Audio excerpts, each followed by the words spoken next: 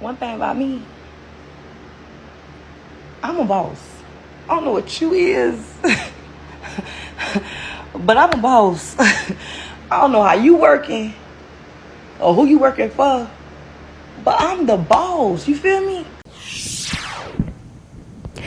We have new information about the deadly shooting of a pregnant woman in Tallahassee yesterday. Arrest papers say she was the suspect's girlfriend. Jakari Martin Chagrin told investigators that he and Mya Johnson were arguing at their home on River Breeze Lane. He said he grabbed some of his belongings and was trying to leave when the gun went off. He claims the gun was not in his hand, but pinned against his body. The gunshot killed Johnson and her unborn child. Martin Chagrin is facing 2 counts of manslaughter. On October 22nd, 2024, in Tallahassee, Florida, a 26-year-old woman was found critically wounded and later pronounced dead at a local hospital. The victim, Mya D. Johnson, was inside her home in North Leon County on River Breeze Lane when the incident occurred. At the same time, her unborn child also succumbed to fatal injuries. Law enforcement identified 22-year-old Jakari Martin Chagrin as the individual who transported the injured woman to the hospital and subsequently took into custody. According to investigative reports, the encounter that led to the shooting followed an argument at the residence. 2 young children were present during the events, and initial statements from involved parties diverged on how the lethal shot was fired. Martin Chagrin was charged in connection with the deaths, but prosecutors pursued manslaughter charges. The circumstances surrounding this case continue to raise questions about motive, intent, and accountability. Stay with us as we unravel this shocking story and uncover the heartbreaking details of what led to this senseless loss. Before we begin, let us know in the comments, where are you watching from, and what are your thoughts as the story unfolds? Welcome to True Crime Tales, where we reveal the crimes that shock communities and the secrets hidden behind closed doors. These are real people, real events, real consequences. Hit subscribe and turn on notifications. You won't want to miss what's coming next. Now, let's begin. Mya D. Johnson was a 26-year-old resident of Tallahassee, Florida, known for her work as a lash technician, entrepreneur, and content creator. She was a mother of 2 young sons and, at the time of her death, was approximately 9 weeks pregnant.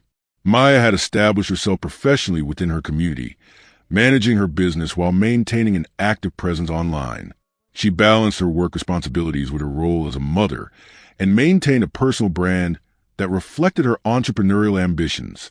Mya Johnson was raised in Florida, where she completed her primary and secondary education. Following her schooling, she pursued professional development in the beauty and personal care industry, eventually becoming a certified lash technician. Alongside her professional pursuits, she developed a social media presence, using it to grow her business and connect with clients and followers. Friends and colleagues describe her as focused on professional growth and committed to her family. She was engaged in her local community through her work, as well as social networks that supported her entrepreneurial efforts. Her relationship history included involvement with Jakari Martin Chagrin. The relationship is described as on again, off again, with periods of reconciliation and separation. Mya maintained connections with a circle of friends and family who were aware of her personal and professional life. In the weeks leading up to October 22nd, 2024, Mya maintained her routine as a mother and business owner. She managed her household, cared for her children, and continued her entrepreneurial and content creation activities. Interactions with her partner, Jakari Martin Chagrin, were reportedly tense in the period before the incident. Family and friends recalled that Mya had expressed concerns about aspects of the relationship, particularly surrounding her pregnancy. While she continued her responsibilities at home and work, she also sought to address conflicts in her personal life, including discussions about the pregnancy and her intentions regarding it. Mya Johnson resided in North Leon County, in Tallahassee, Florida, an area with mixed residential and commercial neighborhoods. Crime data for the region indicates that domestic disputes and violent incidents have occurred in the community, reflecting the broader challenges of law enforcement response in domestic situations. Safety concerns were noted by local residents, particularly regarding firearm access and prior reports of altercations in private homes. The home on River Breeze Lane where the incident occurred was occupied by Mya Johnson and her 2 young sons. On the day of the incident, Jacare Martin Sugren was present in the home. The household's layout allowed for interactions between the adults and children, with no reported security measures beyond standard residential locks. Routine domestic activities occurred in shared spaces, and family members noted a level of tension during prior visits. On the morning of October 22nd, 2024, an argument took place inside Mya Johnson's home, reportedly between Mya and Jacare Martin Sugren. The disagreement was linked to personal relationship matters, including interactions with an ex-partner of Jacare and Mya's statements regarding her pregnancy. The confrontation escalated within the home while her 2 young sons were present. During the altercation, Jacare Martin Sugren produced a firearm, resulting in Mya Johnson being shot in the chest. Following the shooting, he transported Mya to a local hospital. Upon arrival, medical staff pronounced both Mya and her unborn child deceased. Mya Johnson, the victim, Jacare Martin Sugren, 22, the suspect, 2 young children, present in the home at the time of the shooting. Law enforcement arrived at the scene shortly after emergency services were dispatched to the hospital. Jacare Martin Sugren was taken into custody and questioned regarding the events. Initial statements from involved parties described different accounts of how the firearm was discharged. Investigators documented the scene, collected evidence, and began compiling reports to support the legal process. Mya Johnson's relationship with Jacare Martin Sugren had been characterized as on-again, off-again, with multiple reconciliations following periods of separation. Prior arguments and confrontations had been reported by family members and neighbors, indicating patterns of conflict within the relationship. The relationship history included prior domestic disturbances, though no prior fatal incident had been recorded. Law enforcement records indicated previous calls related to domestic disturbances involving Mya Johnson and Jacare Martin Sugren. These reports demonstrated recurring patterns of tension and conflict in the relationship.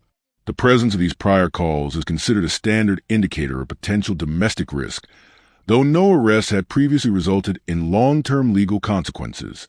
The couple had discussed the pregnancy prior to the incident. Mya reportedly made clear her intentions regarding continuing or ending the pregnancy. Records and family testimonies indicate that conversations about the pregnancy were a point of tension. Investigators noted potential pressures from the partner, though the exact dynamics and whether coercion was present remained part of the legal review process. On the morning of October 22nd, 2024, 26-year-old Mya D. Johnson was inside her home on River Breeze Lane in Tallahassee, Florida, when an argument erupted with her on-again, off-again boyfriend, 22-year-old Jacare Martin Sugren. Investigators report that the confrontation escalated after Mya confronted Martin Sugren about interactions with his ex and made it clear she did not intend to continue her pregnancy. According to Martin Sugren's statement to law enforcement, the argument became heated, and at one point, he retrieved a firearm from within the home. He later claimed that the gun discharged accidentally while he attempted to leave the residence. Law enforcement and forensic investigators examined the scene and documented the firearm's position at the time of the shooting. Reports indicate that the weapon was found wedged in his armpit when authorities arrived, which the suspect cited as evidence that the discharge may have been unintentional. However, investigators noted contradictions between the suspect account and the physical evidence, including the positioning of the victim's body and the trajectory of the gunshot. Ballistics and medical examinations were conducted to establish the sequence of events.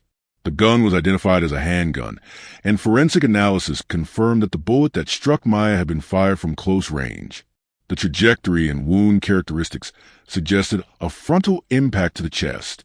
The medical examiner concluded that the shot caused rapid internal hemorrhaging, which ultimately resulted in Mya's death.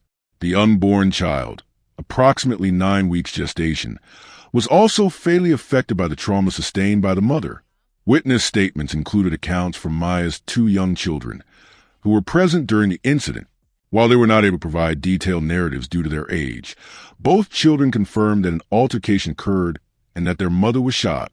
These statements were compared against the suspect account, highlighting significant variances regarding how the firearm was handled and the exact sequence of events. Investigators noted that the children's observations, though limited, corroborated the presence of an argument and the immediate danger within the home. Mya Johnson was transported to a local hospital following the shooting.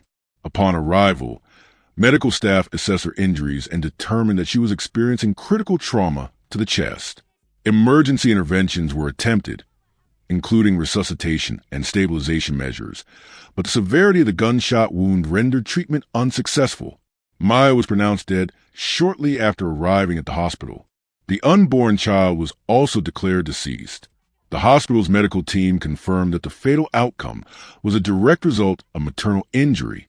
The timeline of events indicates that both mother and child succumbed to the injuries within a short period after the shooting occurred, reflecting the critical and acute nature of the trauma sustained. The coroner's report provided a detailed examination of Mya Johnson's injuries. The analysis included wound trajectory, internal organ damage, and proximity of the shooter to the victim at the time of discharge. The report concluded that the gunshot was the proximate cause of death and that survival would have been unlikely given the severity of internal damage and blood loss. The coroner's findings were integral in establishing the forensic basis for the subsequent legal proceedings. Following the incident, Jacare Martin Sugrin was charged with 2 counts of manslaughter and additional firearm possession charges related to the commission of a felony. The decision to file manslaughter charges rather than murder was based on preliminary assessment of intent, available evidence, and legal standards under Florida law. Prosecutors cited ambiguities in the suspect's statements, coupled with the physical evidence and the possibility of accidental discharge, as factors in determining the charges. The defense argued that the shooting was unintentional, emphasizing the suspect's claims regarding the handling of the firearm and the accidental discharge during the altercation. During court proceedings, the defense presented this narrative to counter assertions of deliberate intent. Legal arguments centered on the interpretation of manslaughter statutes, recklessness, and the degree to which the suspect's actions directly caused the deaths of Mya and her unborn child. Court appearances included arraignment, plea entries, and hearings addressing the formal charges. Competency evaluations were discussed to ensure that the defendant understood the legal process and was able to participate in his defense. Subsequent proceedings aimed to establish a factual record of the incident, with witness statements, forensic reports, and medical examiner findings presented to support prosecutorial claims. Domestic violence laws in Florida provide protections for victims of intimate partner violence and outline law enforcement responsibilities. These statutes include provisions for restraining orders, mandatory reporting of domestic disturbances, and enforcement of protective measures. The legal framework is designed to mitigate risk to vulnerable individuals, including children, but cases involving intimate partner fatalities often raise questions about enforcement effectiveness and preventive intervention. Pregnancy-related homicide presents additional legal considerations. Florida law recognizes certain circumstances in which the death of an unborn child may factor into criminal charges, but application varies depending on gestational age and evidentiary standards. The case of Mya Johnson underscores the complexities of prosecuting deaths involving pregnant victims, highlighting disparities in recognition and legal consequences across jurisdictions. Gun violence context remains a critical factor in understanding the broader implications of this case.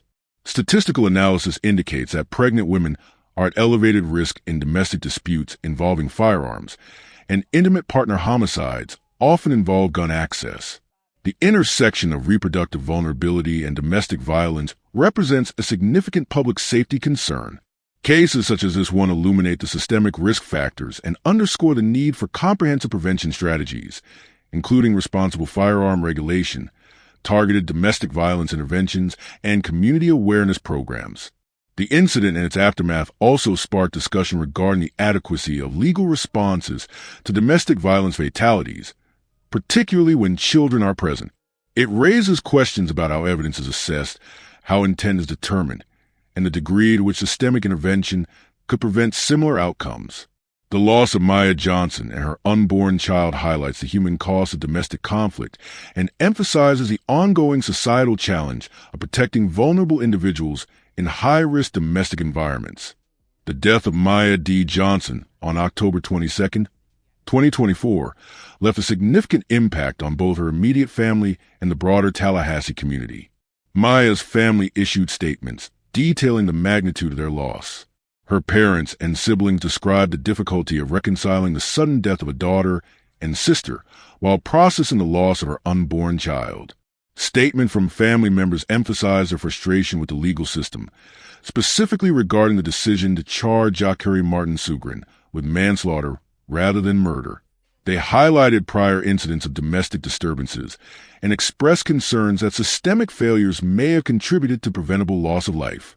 Family members and close associates publicly called for justice, requesting transparency in prosecutorial decisions and advocating for stricter enforcement of domestic violence statutes to prevent similar tragedies. Their calls also extended to raising awareness about the intersection of pregnancy and domestic violence, underlining the vulnerabilities faced by expectant mothers in volatile domestic situations. Community response was immediate and widespread. Local organizations, neighborhood associations, and civic leaders organized vigils and memorial services to honor Mya Johnson's life. The events serve as a platform for educating the public about domestic violence risks and reinforcing community vigilance. Social media became a central avenue for public engagement, with posts highlighting the details of Mya's death, urging legal accountability, and sharing information on available support services for survivors of intimate partner violence. These responses reflected broader concerns about domestic safety, the enforcement of existing laws, and the social responsibility of communities to protect vulnerable individuals. Support networks quickly mobilized to assist Mya's surviving children and other family members. Domestic violence advocacy groups offered both legal guidance and emotional support, while local agencies provided counseling resources and education materials on handling trauma. Programs specifically designed for children affected by domestic violence were engaged to address the psychological and developmental needs of Mya's two young sons. These efforts underscore the necessity of structured support systems for families who endure the aftermath of intimate partner fatalities, ensuring that surviving family members receive both short-term aid and long-term resources to navigate the consequences of such events. Despite the arrest and prosecution of Jacare Martin Sugren, several inconsistencies remain in the investigation and reporting of the case. Contradictions between forensic evidence and the suspect's claims have been noted by law enforcement observers. While Martin Sugren asserted that the firearm discharged accidentally as he attempted to leave the residence, ballistic reports, trajectory analysis, and medical examiner findings suggest discrepancies in timing and positioning. These inconsistencies raise questions about the sequence of events and whether the argument inside the River Breeze Lane home escalated in a manner consistent with an accidental discharge. Witness accounts, including statements from the two children present, have presented additional challenges. The reliability of child testimony, especially in high-stress situations, is subject to careful scrutiny, but the statements offered critical insights into the atmosphere in the home prior to the shooting. The investigative process considered these statements while balancing the ethical implications of involving minors in a legal proceeding, highlighting the tension between gathering evidence and safeguarding the welfare of children. Legal charges have been a focal point of community and family concern. The decision to file manslaughter charges rather than murder has generated debate regarding prosecutorial discretion and the interpretation of intent. Family members and advocacy groups have publicly questioned whether the charges accurately reflect the severity of the actions that led to the deaths of Mya Johnson and her unborn child. The discussion underscores broader legal considerations surrounding domestic violence cases, including the evaluation of evidence, historical context of prior disturbances, and the application of state statutes regarding pregnancy-related fatalities. The consequences of Mya Johnson's death extend beyond her immediate family to influence local policies, public awareness, and systemic practices. Policy implications have been highlighted in discussions regarding legislative reform. Advocates have called for changes in the handling of domestic violence incidents, particularly those involving pregnant victims, emphasizing the need for enhanced monitoring, proactive intervention, and stricter penalties for violations. The case has contributed to ongoing conversations about integrating domestic violence education into community programming, law enforcement training, and legal frameworks to reduce the risk of similar incidents in the future. Awareness and education have emerged as central components of the case's legacy. Efforts have focused on highlighting the elevated risks of domestic violence for pregnant women, educating the public on warning signs of escalating intimate partner conflict, and promoting resources for individuals at risk. Community support systems, including counseling services, advocacy networks, and educational initiatives, have been reinforced to provide ongoing assistance for families affected by domestic violence. These measures reflect a structured approach to prevention and intervention, emphasizing proactive engagement and sustained support. Systemic challenges revealed by this case include the processes by which intimate partner fatalities are investigated and prosecuted.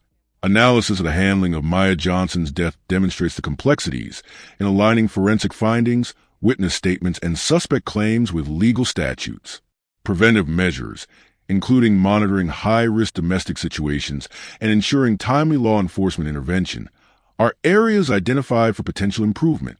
The case has prompted local and state agencies to examine the adequacy of response mechanisms, resource allocation, and the integration of domestic violence risk assessments into routine law enforcement practices. The death of Mya D. Johnson serves as a case study in the multifaceted challenges associated with intimate partner violence, domestic homicide, and legal accountability. The sequence of events, from the fatal shooting in the River Breeze Lane residence to the subsequent manslaughter charges, illustrates both the limitations of current systems and the potential for reform. A thorough review of investigative gaps, witness reliability, and prosecutorial discretion underscores the complexity of administering justice in domestic violence cases, particularly when minors and unborn children are involved. This case also highlights the importance of raising public awareness regarding domestic violence risks and the necessity of robust community support structures. Efforts to improve policy, promote education, and provide targeted resources for affected families are central to preventing future tragedies. By analyzing both the legal and social dimensions of Mya Johnson's death, the case calls attention to systemic vulnerabilities and emphasizes a critical need for continued reform.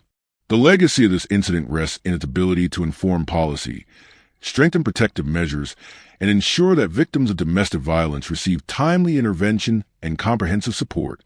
Mya Johnson's death, while tragic, represents a pivotal moment for the community, legal system, and advocacy networks to reassess practices, reinforce preventive strategies, and promote accountability. Ensuring that such cases are fully investigated, supported by evidence, and addressed through both policy and community engagement is essential to safeguarding vulnerable populations and mitigating the risks of domestic violence in the future. If you found this story as gripping and heartbreaking as we did, don't forget to like this video and share it with others. And if you want to hear more true crime stories that uncover the mysteries behind these tragic events, make sure to subscribe to our channel and turn on the notification bell. You won't want to miss our latest stories, updates, and discussions. Thank you for joining us on this journey to seek justice and explore the truth. Together, we can make a difference. Until next time, stay safe and stay aware.